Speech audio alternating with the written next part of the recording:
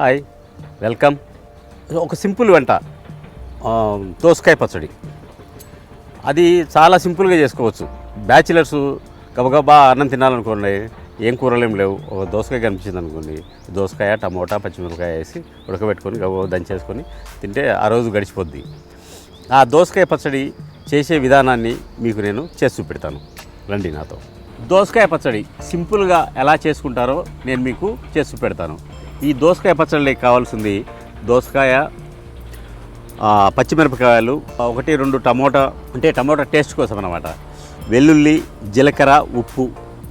వీటన్నిటిని 1 by 1 ఎలా చేస్తానో చేసి మీకు చూపెడతాను, చూడండి.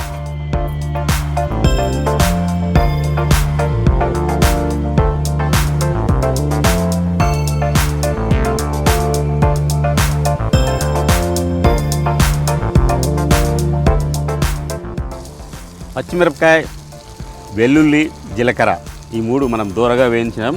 అవి దించి పక్కన పెట్టుకొని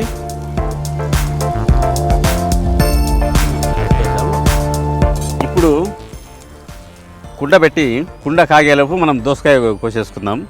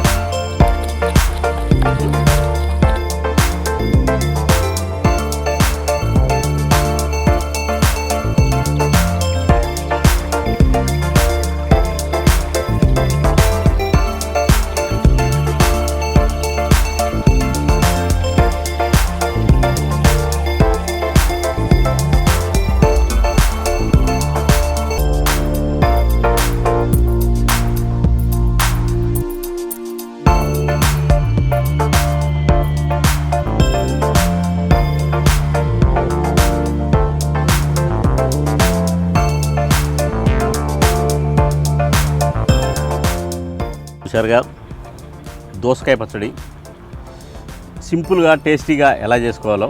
వేడి వేడి అన్నము ఈ దోసకాయ పచ్చడి వేసుకుంటే ఒక మెతుకు మీదగలదు, మొత్తం ఎంత వండుకునేది మొత్తం తినేయచ్చు, అంత బాగా కుదిరింది.